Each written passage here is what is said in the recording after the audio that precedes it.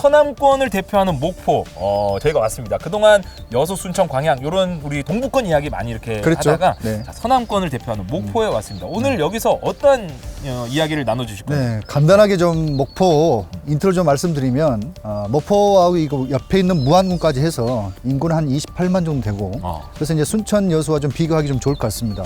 근데 이제 인구가 자꾸 조금 급감하고 있는 것은 사실이고 또 이제 특히 이쪽은 그 비규제 지역이기 때문에 일명 우리가 그 벨런 이펙트라고 해가지고 약간 풍선 효과. 그래서 순천 여수의 광양의 어떤 그런 투자처들이 일로 좀 넘어왔다. 이러한 어떤 분석이 있기 때문에 그런 게 정말 사실인지 진단을 해보고 예를 들어서 뭐 목포는 이제 과거에 어떤 그런 해양 도시고 수산업이 돼 있고 또 조선업이 같이 이렇게 맞물렸던 도시인데 이제 앞으로 이런 것들을 어떻게 되는 것인지 그리고 그러한 것들이 신도시의 어떤 그런 어떤 분양권이라든지 이런 아파트의 어떤 가격 이런 부분에 어떤 영향을 줄지 약간 그런 부분으로 조금 포커스를 맞춰보기로 하죠. 좋습니다. 그렇다면 오늘 이곳 목포 왔는데 또 목포에서 특별한 분과 함께 이 이야기를 좀 나눠보실 거라고 하는데 어떤 분인가요? 아무래도 우리 전라남도 한국공유사협회 전라남도 지부장 계시는 우리 정민포 지부장님 모시고 이쪽의 현안과 실태 등을 좀 점검해보는 그런 좀 말씀을 좀 듣도록 하겠습니다.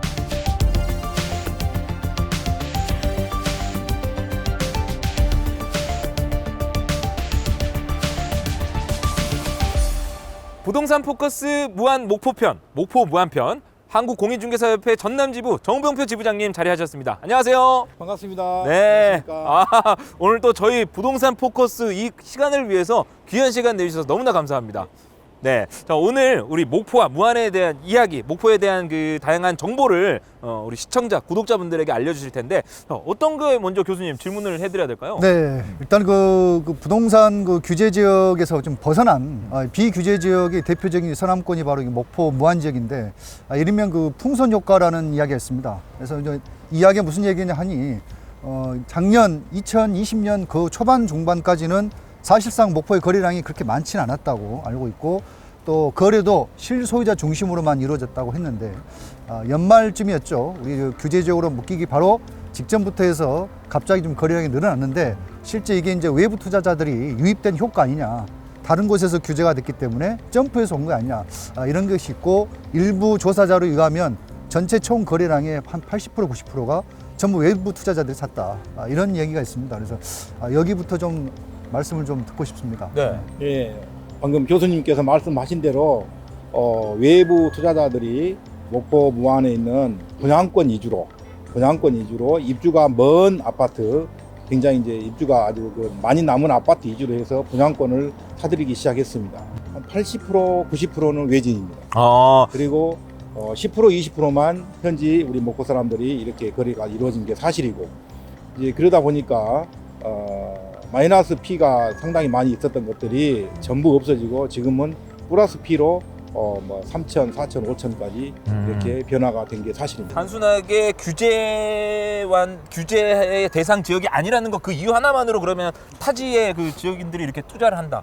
이렇게 그냥 단순하게 그 정도 논리로만 볼 수 있을까요? 그 단편적으로만 볼 수는 없죠. 네. 여러 가지 뭐 정책이라든지 또는 뭐 세금에 대한 문제라든지 또 이 목표에 또 우리가 알지 못하는 뭔가 매력? 어떤 그렇지 그런 것들이 있을 수 있기 네. 때문에 단편적으로 볼 수는 없지만 그 부분을 지금 그 시점을 봤을 때는 전혀 무시할 수 없죠. 그런 현상에 대해서. 근데 이제 뭐 우리 아파트도 아파트지만 목포가 이제 우리가 옛날에 알았던 그 항구 도시의 어떤 그런 부동산 시장이 지금 현재 주소가 좀 어떤지 좀 전반적으로 한번 말씀 좀 해주시면 고맙겠습니다. 예. 목포 인구가 외부에서 많이 이렇게 유입이 없는 상태에서 공급이 일시적으로 너무 많이 됐습니다.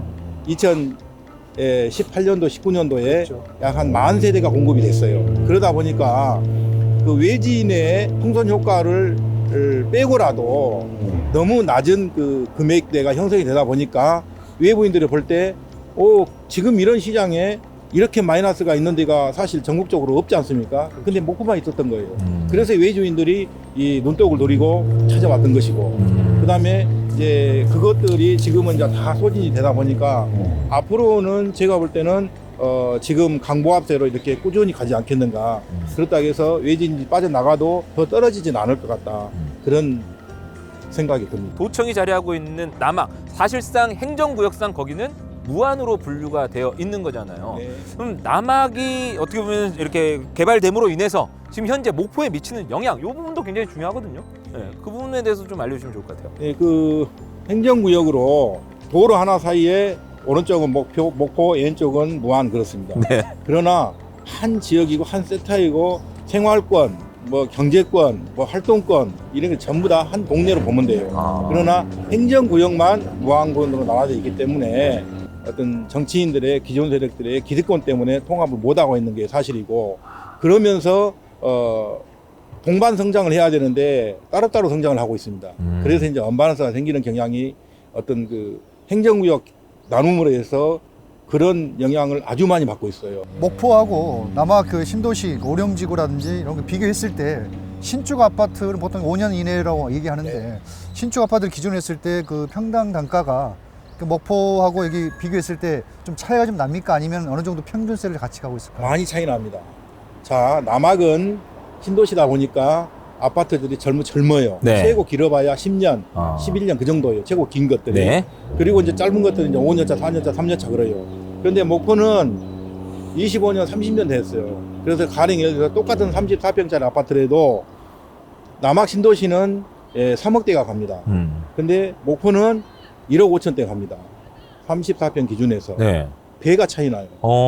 그래서 그 연식의 차이에 따라서 아파트 가격도 지금 차이가 많이 나는 것은 사실이고, 그러면은 지금 이제 그 젊은 사람들, 그 다음에 돈을 우리가 그 소비하고 돈을 쓰는 세대가 30대, 40대가 돈을 많이 쓰잖아요. 그 세력들이 전부 남학에 삽니다.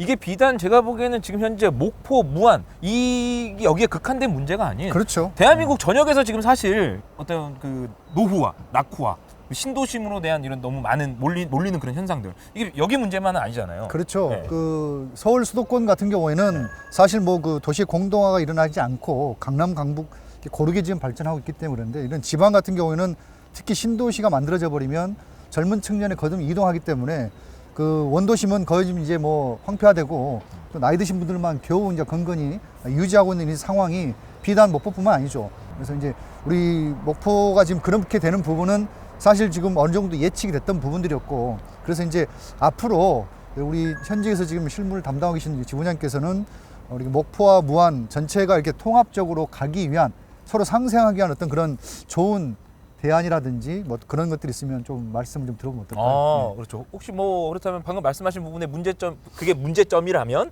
그 문제점을 해결하기 위한 혹시 뭐 좋은 방안이 있을까요?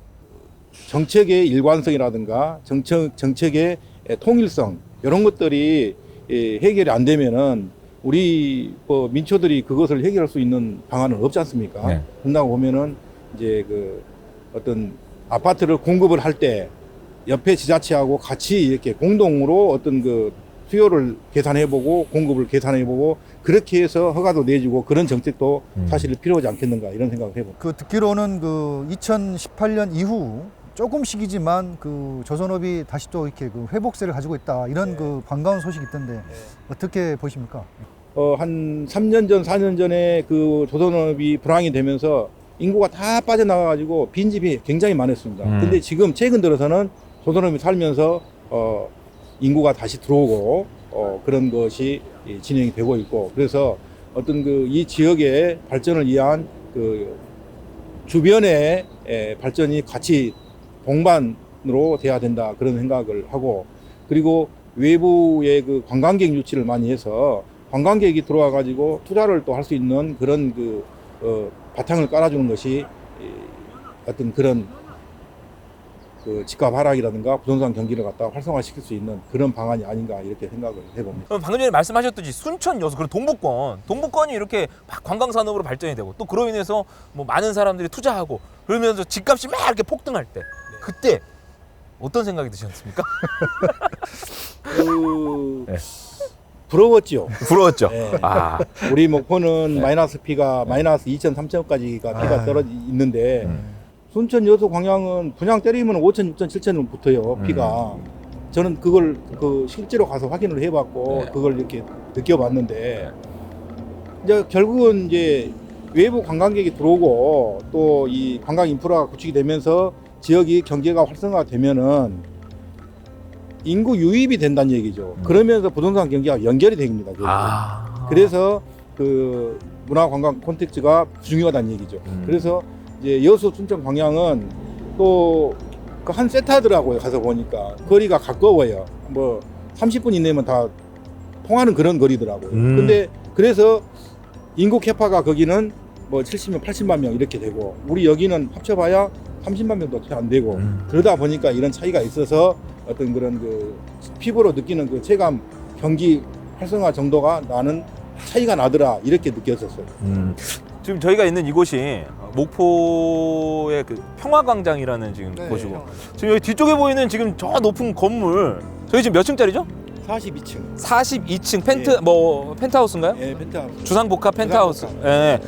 그럼 저거 최초 분양가와 지금 현재 그 시세 차익이 어느 정도 42평짜리. 네. 42평짜리가 분양가가 저것이 4억 한 2천 정도 분양이 됐는데 네, 평당 거의 1,000만 원 정도? 예, 평당 1,000만 원 정도. 네. 근데 분양할 때도 그 가격이고 지금 분양한 지가 지금 한 3년 됐는데요. 네. 지금도 그 가격이에요. 똑같아요. 우리 무안 목포는 기존 아파트들은 전혀 오르지 않고 오히려 떨어지고 있고 분양권만 외부 투자자들 들어와가지고 분양권만 오르고 있는 그런 형편이에요. 실질적으로 그래요. 숙연해지는 것 같습니다. 뭐 숙연할 것까지는 없고요. 비단 뭐 목포뿐만 아니라 지방 지금 도시들이 가지고 있는 그 아킬레스건이죠. 순천 여수 같은 좀 독특한 캐릭터라고 보면 돼요. 어쨌든 뭐 이런 부분은 정확하게 좀 진단을 다시 한번 해봐야 되고 반드시 뭐 국가의 정책의 어떤 이유만 가지고는 설명될 수 없는 뭔가 있습니다. 우리가 이제 그것을 찾아봐야 되겠죠. 다니면서 왜 이렇게 될 것이고 앞으로 어떤 부분을 개선하면 지금보다 작년보다 예전보다 나을 수 있을 것인지를 우리가 그것을 발견하러 가는 작업을 해야겠죠. 이번 그 코로나 사태로 어떻게 좀 경기 직접 개인적인 경기는 어떠셨는지? 많이 어렵습니다. 우리 중개사들뿐만 아니고 다른 업종도 다 마찬가지겠지만은 특히나 우리 중개사들이 강력한 그 정부 부동산 규제 정책에 의해서 그러면서 우리 중개사들까지 같이 규제를 합니다. 우리가 무슨 그 정부에서 꼭 그 반대만 하는 그런 단체인 양 그 정부 관계자들이 생각하는 것처럼 그런 느낌이 들어서 굉장히 좀 아쉽습니다. 그리고 지금처럼 우리 코로나 경기에 상당히 지금 우리 중개사들이 굉장히 어렵습니다. 코로나 때문에 누가 사무실 방문도 안 해요. 하루 종일 있어도 사람이 한 명도 안 옵니다. 그리고 거래 자체도 안 되고 그러면서 규제 정책이 너무 심하니까 누가 투자를 안 해요. 주택을 살라고도 안 하고 토지 상가 투자를 하려고 안 합니다. 왜? 해봐야 불안하니까 너무 그 정부 정책에 따라갈 수가 없는 입장이다 보니까 사람들이 전부 다 그 지금 자금이 주식으로 가고 있지 않습니까? 그래서 이렇게 많이 힘들고 있어요. 그래서 우리 전남에 지금 약 한 2,300명 되는 그 공인중개사분들이 굉장히 어려워하고 있습니다. 중개사 여러분께서 힘을 내시고 좋은 날이 오지 않을까 생각을 해봅니다. 또 지금 우리가 어렵더라도 코로나 경기가 끝나고 하면은 또 좋아지지 않겠는가 이런 희망을 가지고 우리 현장에서 뛰고 있는 중개사 여러분들의 힘을 가지면 좋겠습니다. 우리 지부장님의 굉장히 그 뭔가 희망차면서 좀 동력 깊은 그런 인사 말씀을 뭔가 좋은 긍정의 에너지가 다 화면이지만 전달됐으면 하는 바람이고요. 목포 무안 지역은 그 대표적인 전남 지역의 그 서남권을 대표하는 지역이죠. 근데 제가 이제 수차례 여기도 좀 방문을 하고 동향도 좀 살펴봤는데 사실 많이 어려웠던 건 사실이고요. 점점 인구가 감소하고 있는 건 마찬가지입니다. 그래서 너도 나도 새로운 정책이 결국은 신도시를 개발하고 거기에 이제 신축 아파트를 만들어가지고 어떤 주거에 대한 질을 높인다 이런 것들의 모션을 가지고 많이 움직였는데 실상 그게 그 크게 반등 효과를 보지는 못했던 게 사실입니다. 그나마 요즘 들어서 이렇게 비조정 지역 때문에 세금적인 부분에 압박이 덜한 투자자들로 인해서 일시적으로 상승을 했지만 이게 지속 가능하게 오는 그런 여러 가지 다른 지원과 다른 컨텐츠의 어떤 개발들이 없게 된다면 역시 이 부분도 낙관할 수 있는 상황은 아니지 않느냐 조심스럽게 전망해 봅니다. 그래서 특히 뭐 무안 군수님도 마찬가지고 목포시장도 마찬가지고 이건 정말 위기 상황이다. 우리 대한민국 속에서 또 다른 어떤 목포 무안의 어떤 위기 상황이다 생각을 하시고 서로 진짜 내실 있는 통합. 그래서 주거의 이동과 안정, 또 집값에 대한 이런 부분을 좀 더 긴밀하게 서로 이렇게 의논하고 허심탄회하게 얘기를 해서 정말로 살아있는 대안과 정책이 나와서 어떤 지방자치단체에서 살아날 수 있는 새로운 어떤 돌파구를 만들어줘서 다른 전남 지역에서도 목포 무안이 이렇게 헤쳐나가더라, 이런 것도 좀 본보기 삼는 좋은 시발점이 됐으면 하는 바람을 안겨봅니다. 네. 오늘 바쁘실 텐데 바쁘신 시간임에도 불구하고 저희 이 부동산 포커스 우리 구독자분들을 위해서 귀한 시간 내주신 우리 정영표 지부장님, 올 한 해 건승하시고 대박 나시고 소처럼 우직하게 화이팅 하시길 바랍니다. 고맙습니다. 네, 고맙습니다. 전남 부동산 방송 부동산 포커스 목포 무한편, 우리 구독자 여러분 되게 좋은 도움 이야기가 되셨는지 모르겠습니다. 자, 2021년도 이곳 목포를 시작으로 우리 구독자분들에게 분명하게 무언가 도움이 되고 알찬 정보를 전해줄 수 있는 저희 부동산 방송이 될 수 있기를 파이팅 하도록 하겠습니다. 자, 그렇다면 여러분들 도움 되셨다면 구독과 좋아요 부탁드리면서 저희는 다음 주에 다시 한번 더욱더 좋은 곳에서 여러분들 이야기로 만나보도록 하겠습니다. 고맙습니다.